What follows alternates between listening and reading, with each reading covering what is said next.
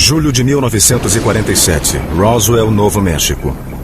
Acredita-se que os destroços encontrados no deserto dos arredores dessa pequena cidade sejam de um OVNI.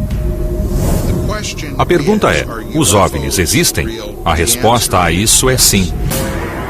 Durante anos houve muita controvérsia sobre o que realmente aconteceu ali, até que um condecorado ex-oficial da inteligência do Exército fez uma declaração notável. Ele disse que os OVNIs não só existiam, como o exército americano tomou conhecimento de suas tecnologias avançadas. Ele estava convicto porque teve essas tecnologias em mãos e viu corpos de alienígenas da nave caída em Roswell. O corpo do humanoide veio da área de Roswell, onde houve um acidente em 1947. Por que acreditaríamos nele? Pelo homem que ele foi, por seus anos de serviços dedicados aos Estados Unidos e pelo fato de ele ser considerado um dos maiores peritos militares em sua especialidade. Quem é essa pessoa? O que ele fez no passado? Das coisas que ele disse, o que se tornou realidade? O tenente-coronel Philip Corso alegou ter sido responsável por levar a tecnologia alienígena aos laboratórios militares e aos cientistas civis para desenvolver laser, fibra óptica, circuitos integrados, óculos de visão noturna e coletes à prova de balas. Examinamos discos voadores caídos ou abatidos, tentando entender seu funcionamento. Outros não acreditam que a tecnologia alienígena tenha impulsionado o complexo industrial militar. Essa é uma forma peculiar de falta de confiança na genialidade humana. Eu achei que Philip Corso não estava dizendo toda a verdade sobre vários pontos. A história de Philip Corso seria mera fantasia de um ambicioso oficial da inteligência? Ou ela confirmaria que um OVNI caiu em Roswell em 1947 e que isso gerou um programa secreto para incorporar a tecnologia alienígena ao desenvolvimento militar?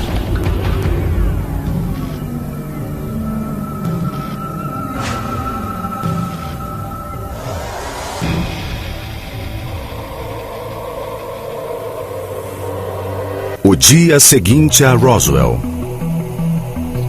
No verão de 1947, o major Philip Corso estava em patrulha na base do exército de Fort Riley, Kansas, quando avistou algo que desafiou tudo o que ele sabia sobre céus e terra.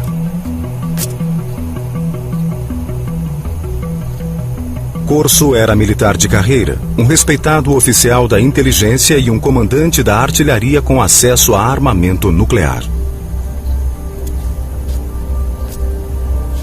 Corso jura que viu em um caixote dentro do depósito da base uma forma de vida de outro planeta.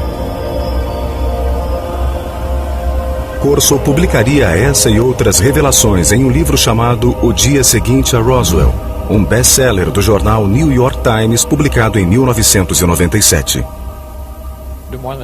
Em uma das noites de autógrafos, 5 coronéis o procuraram e viram que meu pai estava muito seguro de tudo o que havia escrito. Corso morreu em 1998.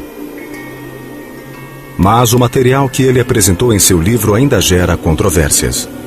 Agora, pela primeira vez, a história completa de sua carreira militar e de suas surpreendentes declarações sobre OVNIs será contada na televisão.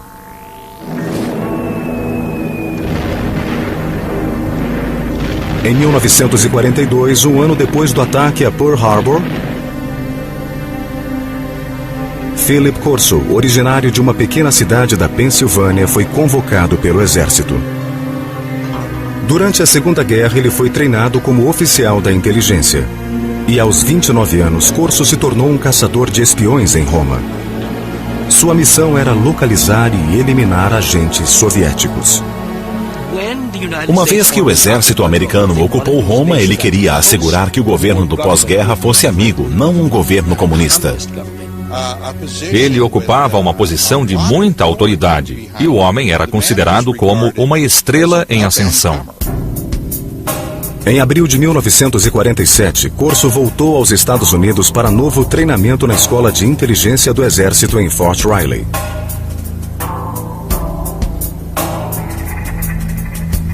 Três meses depois, em julho de 1947, aconteceu a fatídica noite do suposto encontro que o abalou profundamente. Corso tinha 32 anos e o desempenho de seu cargo de oficial incluía a responsabilidade pela segurança da base. Naquela noite, Fort Riley fervilhava com os rumores. 5 caminhões contendo escombros da misteriosa aeronave sinistrada em Roswell, Novo México, haviam chegado à base do Kansas. Corso, experimentado oficial do Exército Secreto, ficou intrigado com o fato. Às 23 horas, ele disse ter entrado no armazém onde estavam guardados os escombros. O guarda de plantão disse a Corso que já havia olhado um dos caixotes recém-chegados e que não conseguia entender o que vira. Corso disse então que ele mesmo iria verificar. Ele viu as caixas, que mais pareciam caixões, mas eram pequenas como caixões de crianças. Para entender melhor, ele se aproximou e removeu a cobertura.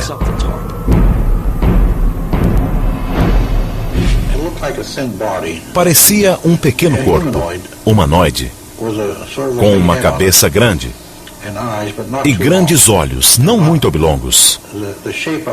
Seu formato não era tão largo, como eu disse, como o nosso corpo.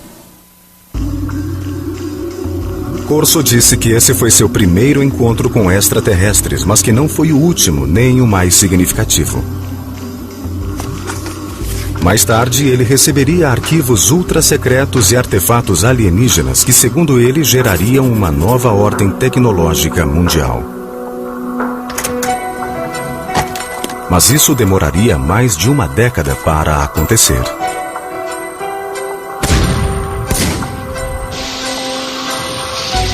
A eclosão da Guerra da Coreia em 1950 deteve as considerações de Philip Corso sobre seres extraterrestres. Ele se juntou à equipe do general Douglas MacArthur como especialista em artilharia para as forças da ONU. Depois do armistício de 1953, ele ficou na Ásia servindo como oficial da inteligência para repatriar americanos e prisioneiros de guerra aliados. Conheci Philip Corso porque ele foi oficial de projetos especiais do Comando do Extremo Oriente para prisioneiros de guerra. E mais tarde, teve o mesmo papel no Conselho de Segurança Nacional como assessor da Casa Branca no governo Eisenhower.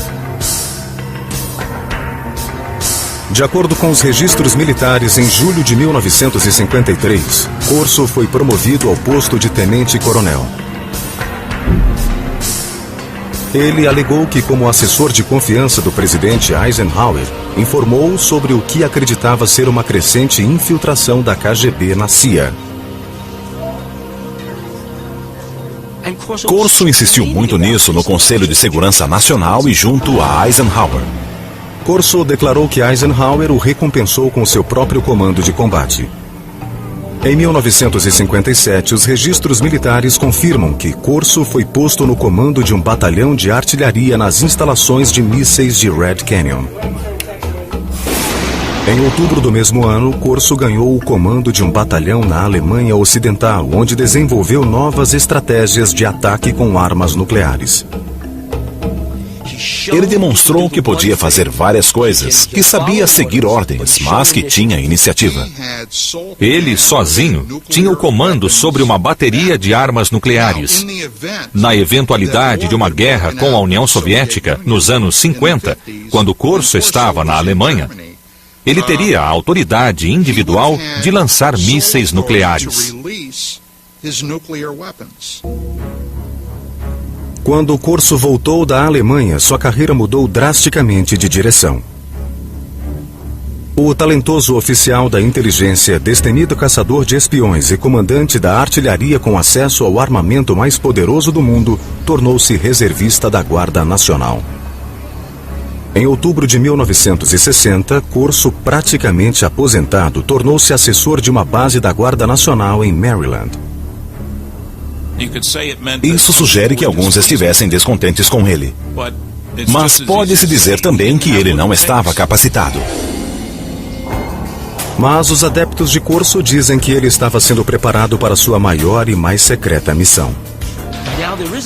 Surgiu alguém para reconduzir a carreira de Corso. Esse alguém era Arthur Trudeau. O general Arthur Trudeau foi um poderoso mentor para Philip Corso. Graduado em West Point na classe de 1924, Trudeau logo ganhou a reputação de oficial de visão e receptivo à alta tecnologia. Na era da Guerra Fria, ele esteve na vanguarda do treinamento tecnológico para oficiais da inteligência e em 1958 ele foi nomeado diretor de pesquisa e desenvolvimento do Exército. Assim que Trudeau teve chance, ele nomeou Corso, iniciando sua carreira em pesquisa e desenvolvimento do Exército. O general me chamou e disse que eu deveria formar e chefiar uma divisão de tecnologia estrangeira. Minha sala ficaria no andar de baixo da sala dele. Até este ponto de sua carreira, o trabalho de Corso no Exército é facilmente verificável pelo exame dos registros militares. Ele trabalhava no Pentágono, tinha uma sala ali, eu tenho um registro. Ele trabalhava para Trudeau e o conhecia muito bem, isso não se questiona. Mas após a nomeação no Pentágono, reconstituir o percurso de Corso e confirmar suas afirmações se tornou muito mais difícil.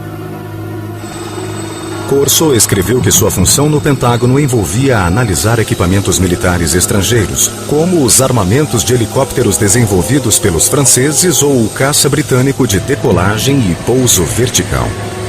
Depois, ele promoveria a chamada reversão da tecnologia. Ao longo dos anos, os militares desenvolveram projetos com base na tecnologia de equipamentos inimigos capturados por forças americanas. Uma das tarefas de Corso era obter essa tecnologia estrangeira, essa tecnologia francesa e revertê-la. Então, se o resultado fosse bom, ele seria adicionado à nossa evolução tecnológica. A reversão tecnológica tinha papel importante na espionagem durante a Guerra Fria. Os soviéticos usaram um jato sabre americano para reverter tecnologia americana. E os Estados Unidos capturaram MiGs soviéticos para reverter tecnologia soviética. A rotina de trabalho de Corso envolvia analisar tecnologia estrangeira, mas essa tarefa logo seria alterada. Pouco depois de 20 de julho de 1961, Corso disse que o general Trudeau o chamou à sua sala e lhe deu uma surpreendente missão: examinar a tecnologia de uma nave espacial capturada em 1947 após cair em Roswell, Novo México. Trudeau mandou entregar um arquivo de aço na sala de Corso, no Pentágono. Dentro dele, disse Corso, havia a prova cabal da visita de alienígenas à Terra e uma tecnologia alienígena que Corso usaria para revolucionar o mundo.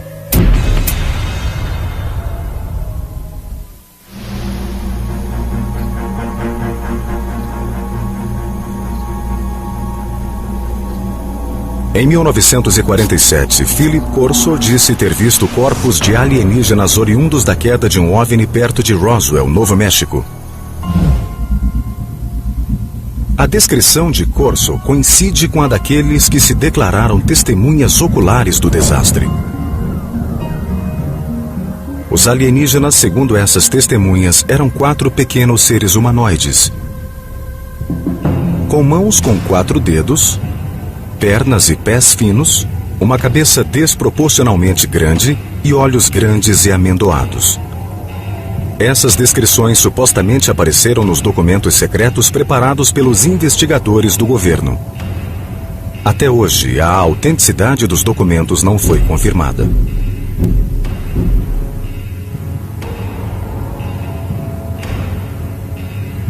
Corso insistiu que não havia contado a ninguém o que vira em Fort Riley. Mas no verão de 1961, o tenente-coronel foi designado a um projeto do Pentágono que o forçaria a recordar sua estranha experiência. Ele foi designado para chefiar as pesquisas de desenvolvimento do Exército no Pentágono, novamente um cargo com muita autoridade. Sua meta era colocar a superioridade do Exército americano décadas à frente de seu tempo. Nós tínhamos o conhecimento, nós tínhamos a organização, o dinheiro e os cérebros para isso. E nós o fizemos. Corso disse que durante a Guerra Fria o governo tinha duas grandes apreensões: que os russos tivessem acesso ao material alienígena e que os alienígenas usassem sua superioridade tecnológica para invadir a Terra. Segundo Corso, um simples arquivo de aço guardava materiais extraordinários recolhidos do desastre de Roswell.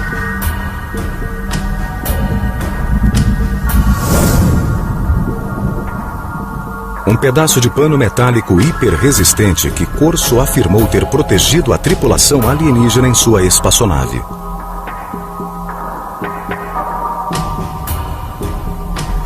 Um tubo que parecia emitir um raio de luz vermelha. Corso imaginava que pudesse ser um instrumento cirúrgico ou uma arma.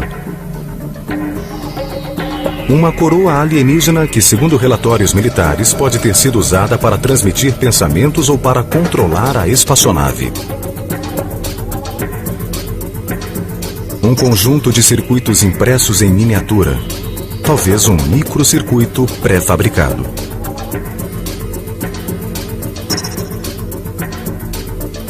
Um fio flexível, em cujo interior podia haver transmissão de luz. E uma lente que permitia enxergar no escuro, supostamente tirada do olho de um dos alienígenas.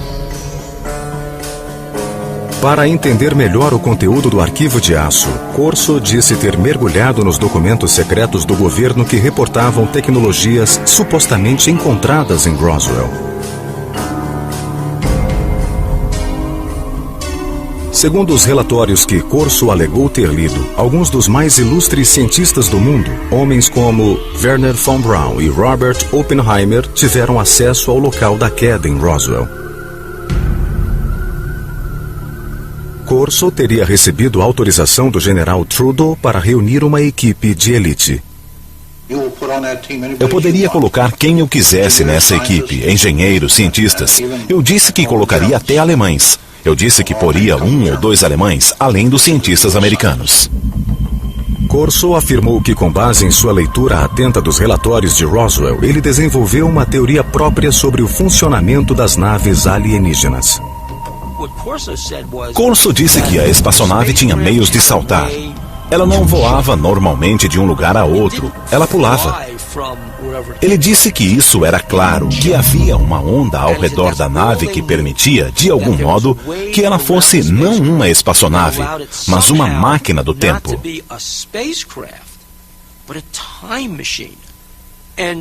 A razão disso é que, para viajar às enormes distâncias que a nave viajava, ela devia deixar o que conhecemos em física por contínuo, espaço-tempo. A nave o deixava em um ponto e reaparecia a seguir em outro.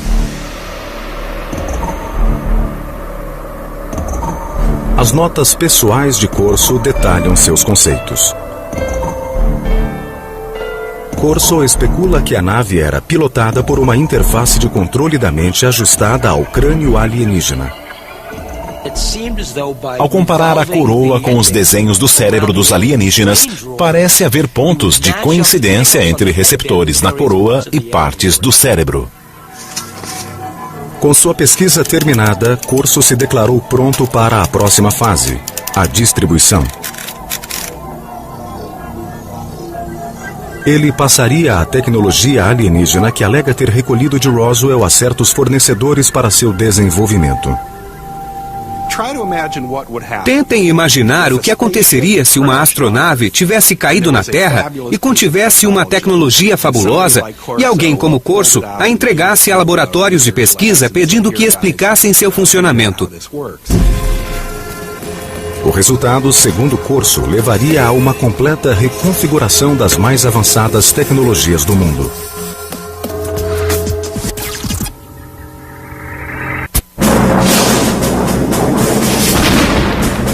No início dos anos 60, o poderio militar americano estava direcionado para a Guerra Fria e o tenente-coronel Philip Corso queria trazer a tecnologia alienígena de Roswell para o cenário. No final do verão de 1961, ele afirmou ter contatado laboratórios militares de pesquisa bélica sobre os artefatos alienígenas. Os laboratórios do Exército também tinham cientistas civis em quem confiavam para lidar com materiais secretos. Phil Corso ficou à vontade em trabalhar com esses laboratórios e com cientistas civis, porque os laboratórios se responsabilizariam por tudo. Havia nos Estados Unidos inúmeros laboratórios de alta tecnologia onde cientistas civis trabalhavam em projetos militares ultra secretos. Los Alamos, que viu nascer o projeto Manhattan, é talvez o mais famoso. Mas em 1961, Fort Belvoir, na Virgínia, trabalhava silenciosamente em um projeto de uma década para desenvolver a chamada visão noturna. Corso afirmou ter sido esse o primeiro laboratório ao qual submeteu a tecnologia alienígena. Para reverter a tecnologia dessas coisas adequadamente, ele não poderia ir a uma oficina qualquer. Ele teve de ir aonde alguém entenderia aquela tecnologia. Segundo Corso, as testemunhas oculares de Roswell reportaram que a nave alienígena tinha uma tecnologia de intensificação de imagem. Se alguém entrasse na nave e olhasse para fora, o mundo pareceria brilhante como o dia, mesmo à noite. Ainda segundo ele, uma lente retirada do olho de um dos alienígenas tinha a propriedade de intensificar a luz. Ninguém sabia como as duas coisas se relacionavam, mas ele sabia de seu valor potencial. No fim do verão de 1961, Corso ajudou os cientistas de Fort Belvoir ao mostrar-lhes a lente alienígena de intensificação da luz e possivelmente outras tecnologias de luz da nave de Roswell. Apesar de acharmos que há uma clara linha de desenvolvimento desse tipo de tecnologia remontando à Segunda Guerra Mundial, essa tecnologia explodiu geometricamente a partir dessa época. Mas isso poderia ser atribuído à tecnologia recolhida em Roswell, como queria Corso? Segundo ele, poderia.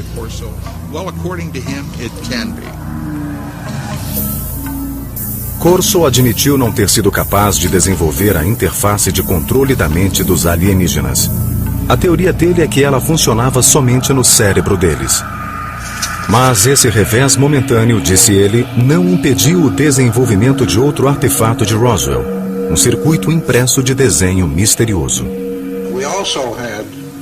Nós obtivemos também um chip calcinado pequeno, talvez de 2 centímetros quadrados, com 2 fios que saíam e outra pequena incisão com fios.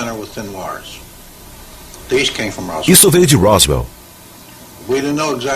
Nós não conhecíamos bem a função dos circuitos integrados, mas suspeitávamos que fossem circuitos elétricos. Corso afirmou ter levado os objetos aos laboratórios Bell que haviam desenvolvido os transistores 14 anos antes. Ele disse que os cientistas da Bell puderam analisar e depois recriar o microchip alienígena. O que haveria se algo assim acontecesse? Bem, o que haveria é que em muito pouco tempo o mundo seria radicalmente transformado. Não há dúvida de que depois do desenvolvimento do circuito integrado no início dos anos 60, o mundo se transformou. Aparelhos eletrônicos, de telefones celulares a computadores laptop se tornaram realidade.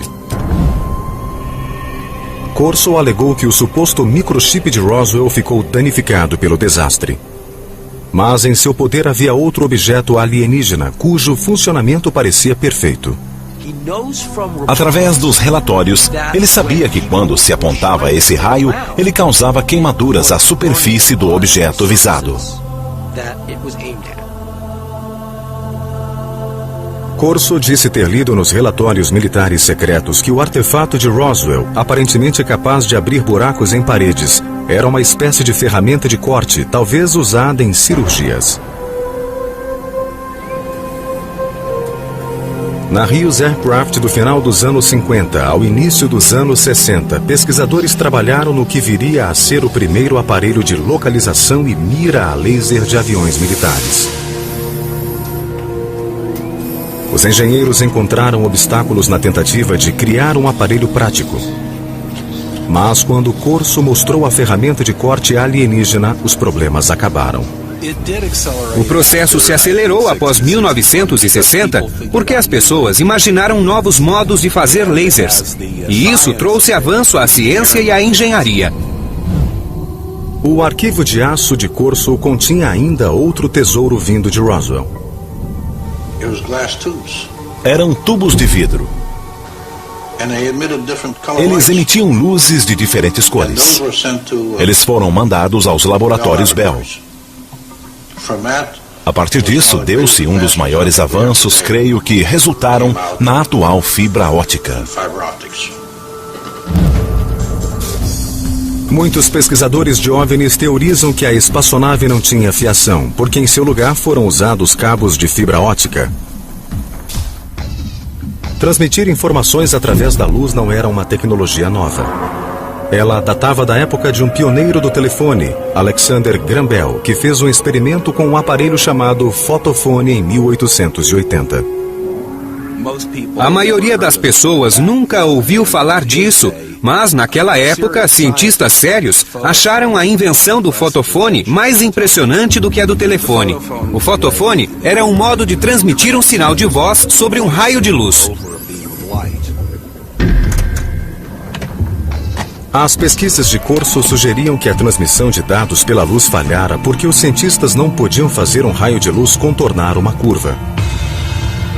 Mas Corso afirmava que o artefato de Roswell podia conter a resposta. Eles viram aquela primeira fibra de vidro, surpresos de a luz fazer uma curva.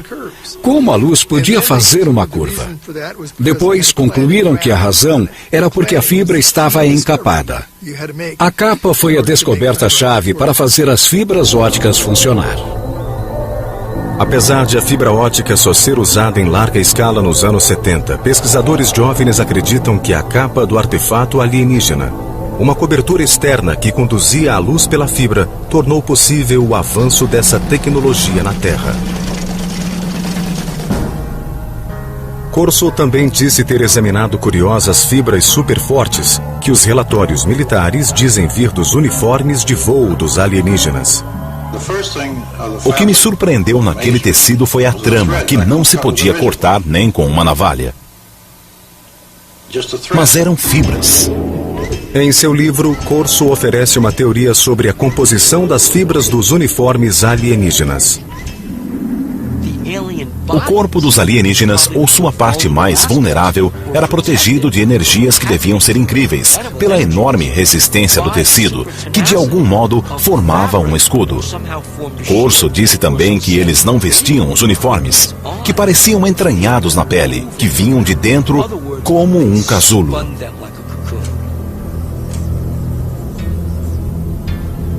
Segundo Corso, ele se perguntou se essas superfibras poderiam se transformar em um escudo à prova de balas para uso policial e militar. Corso disse que o exército tentou levar o tecido à Universidade do Colorado para tentar reproduzir essa tecnologia. Os anos 60 viram grandes avanços em tecidos hiperresistentes com a tecnologia dos polímeros, um tipo de molécula que Corso disse estar presente no tecido alienígena. Em 1965 foi inventado o Kevlar, tecido que seria usado em coletes à prova de bala. Outra evidência, segundo Corso, do impacto da tecnologia alienígena. Não há como negar que o período em que Corso trabalhou no Pentágono coincide com um período de rápido crescimento tecnológico dos Estados Unidos. Os defensores de Corso dizem que a tecnologia alienígena teve seu papel, mas outros veem as coisas de modo muito diferente.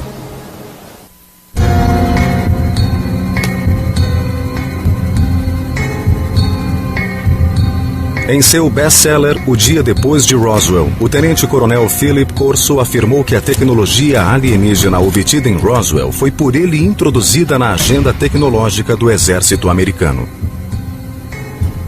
Mas outros dizem que o salto científico dos anos 60 não foi dado por um herói, e muito menos com a ajuda alienígena. É bom pensar em um herói que nos leva a um novo mundo tecnológico aprendido com discos voadores. Parece ótimo. Mas eu trabalhei em muitos campos de pesquisa e desenvolvimento e sei que não é assim que funciona. Em um programa de avião com propulsão nuclear, empregamos 3.500 pessoas, 1.100 engenheiros e cientistas e gastamos $100 milhões por ano. Esse foi o esforço necessário para desenvolver uma nova tecnologia, e isso em moeda de 1958. Corso disse que o laser saltou da teoria à prática depois que cientistas examinaram um apetrecho encontrado nos destroços de Roswell. Mas para historiadores científicos isso é ficção científica. O laser é um bom exemplo de uma invenção que não teve um só momento de eureka, onde alguém tem uma súbita inspiração brilhante, sai correndo para o laboratório e 15 minutos depois volta com uma invenção, um laser. O laser começou em 1951, quando um físico da Universidade de Colômbia fazia uma caminhada em Washington.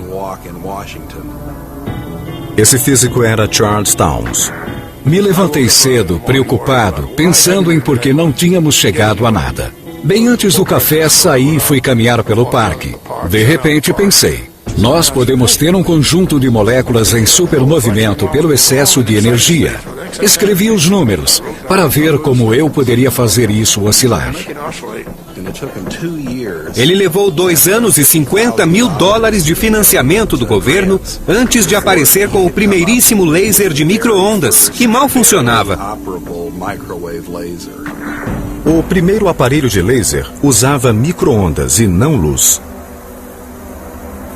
A versão que emitia luz só funcionou em 1960, 9 anos depois de o professor Townes escrever suas notas. Isso não foi um salto com a ajuda de alienígenas. Não, alienígenas não tiveram nada a ver com a tecnologia do laser. E que eu saiba, até agora, alienígenas não nos trouxeram novas informações. O desenvolvimento do laser foi lento e gradual, mas o do circuito integrado foi muito rápido. Os maiores progressos, no entanto, foram feitos pelos cientistas muito depois de Corso se aposentar. O real avanço aconteceu em 1971, quando um homem chamado Ted Hoff concebeu a ideia de colocar um microprocessador inteiro sobre uma peça de silicone, um computador em um chip. Basicamente, o que acontece em um circuito integrado é que se controla o fluxo de elétrons ou, em alguns casos, a ausência de elétrons. Ted Hoff, conhecido como o arquiteto do microprocessador, começou a trabalhar com circuitos integrados em 1968. Hoff discorda da afirmação de Corso de que um chip alienígena capturado em Roswell antecipou sua concepção aqui na Terra. Em um cenário de desastre deve ter havido danos, e esses danos podem dificultar a análise de um objeto.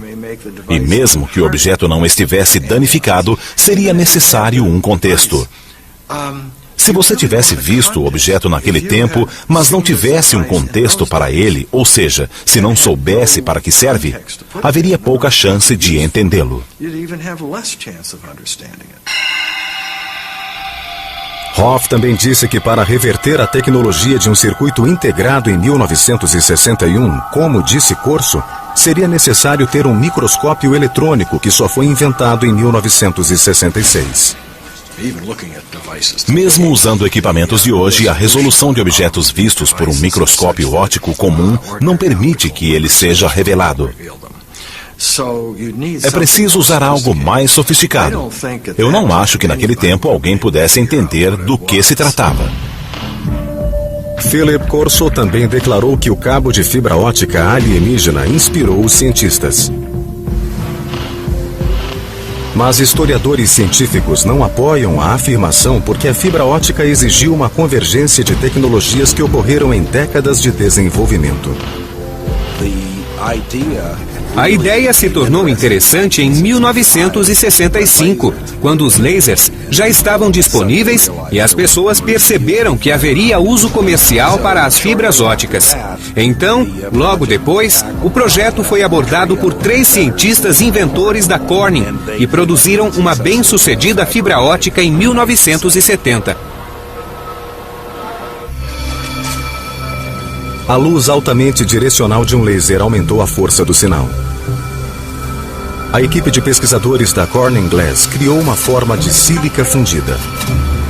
Esse material de vidro super puro foi capaz de levar 65.000 vezes mais informação do que um fio de cobre.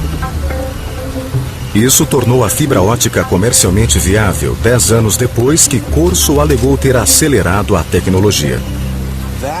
Esse foi o grande feito de Don Keck, de Peter Schultz e de Bob Maurer, quando estavam na Corning, ou seja, criar um modo completamente novo de fazer vidro.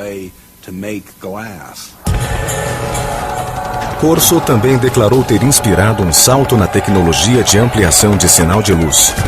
Mas os historiadores científicos dizem que a tecnologia de transformar a noite em dia também levou décadas para acontecer.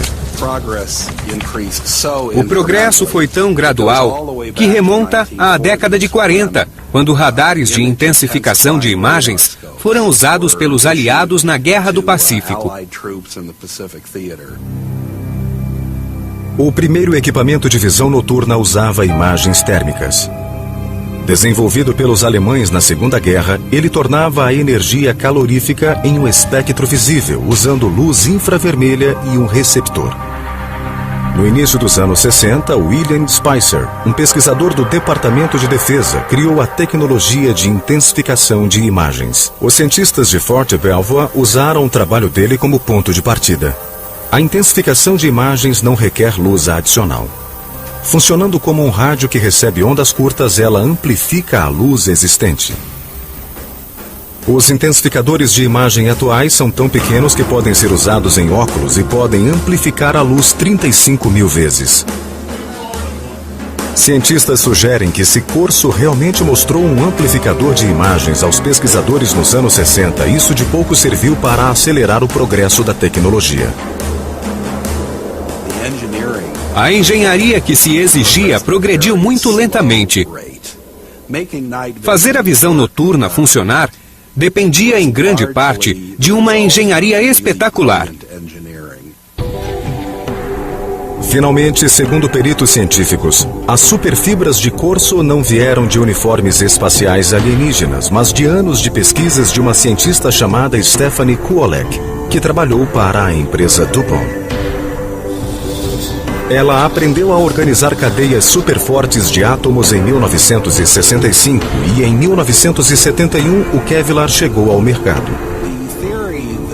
A teoria de que algo como o Kevlar veio de um disco voador me parece desrespeitosa para com alguém como Stephanie Kuolek, que despendeu enormes esforços, anos de sua vida, uma tremenda dedicação e capacidade mental para desvendar os segredos da natureza.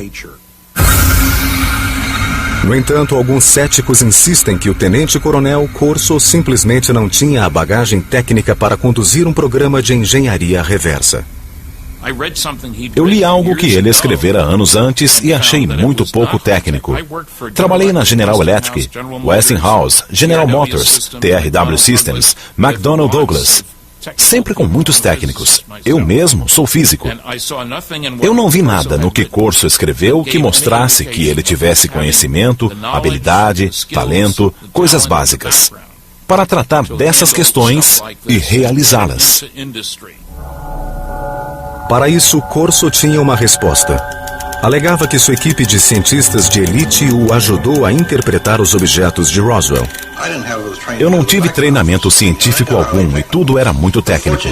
Mas os cientistas alemães estavam lá. Eu conhecia von Braun e Hermann Oberth, que era um dos que diziam que nós fomos ajudados, mas não podíamos dizer nada para proteger o orçamento e a organização. Para os céticos, há ainda o aspecto da patente de Corso. Um tenente-coronel, dizem alguns, não comandaria as coisas que Corso alegava comandar.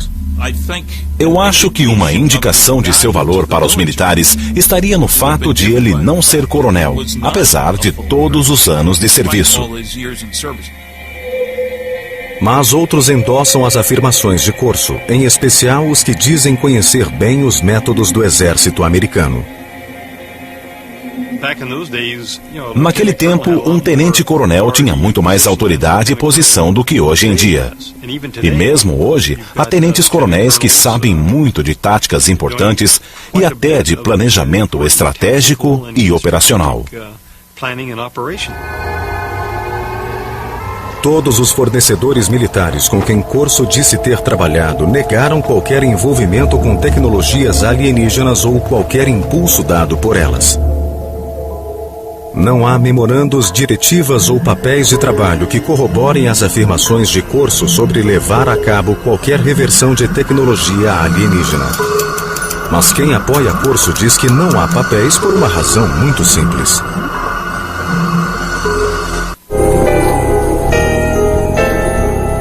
Há um claro consenso entre os que creem que uma nave alienígena caiu em Roswell. O governo americano sistematicamente suprimiu a verdade.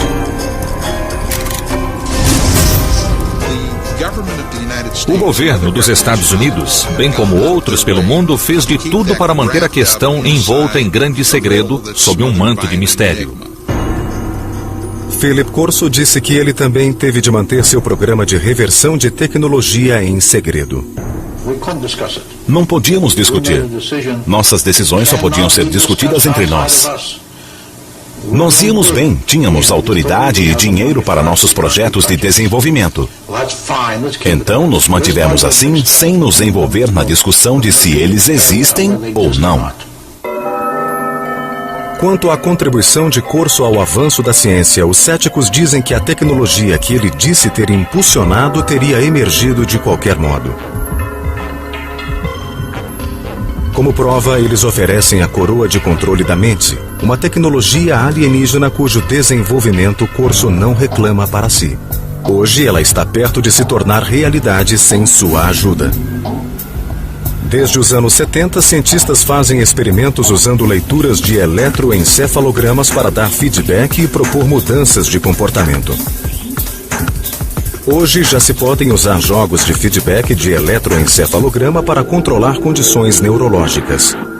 Mas a tecnologia de controle da mente já avançou para além desse ponto.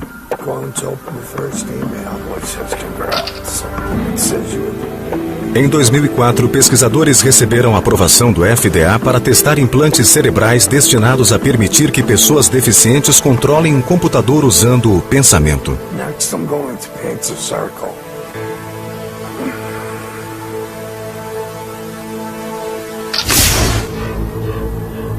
Pesquisadores de OVNIs dizem que o segredo imposto pelos governos pode obscurecer para sempre os fatos de Roswell.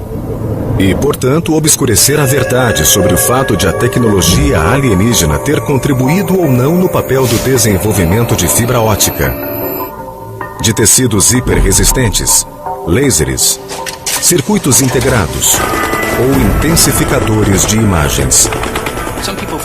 Alguns acham, por exemplo, que alienígenas intervieram em 3500 a.C. no Egito para ajudar na construção das pirâmides. Sabemos muito bem que os egípcios eram perfeitamente capazes de colocar grandes blocos uns sobre os outros.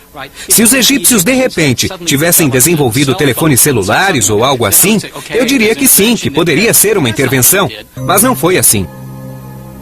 O tenente-coronel Philip Corso pode ser questionado. Suas ideias podem ser contestadas e suas predições descartadas como ficção científica. Mas seu impacto na lenda dos OVNIs e sua experiência pessoal não podem ser minimizadas. Os militares, o Pentágono, o governo dos Estados Unidos não dão esse tipo de autoridade a um maluco qualquer. Esse homem era muito considerado, muito respeitado. O que eu tenho a perder na minha idade? Eu devo contar a história a meus netos, porque eu não sei por quanto tempo eu estarei por aqui. Quando eu for, tudo irá comigo. Deve ter havido muitas ocasiões, muitos dias, em que Philip Corso se perguntou: por que eu? Por que eu tenho essas informações? Eu acho que isso o deve ter perseguido por muitos anos. É difícil manter um segredo assim dentro de si. Meu pai disse que até hoje apenas 10% da história foi contada. O restante é confidencial.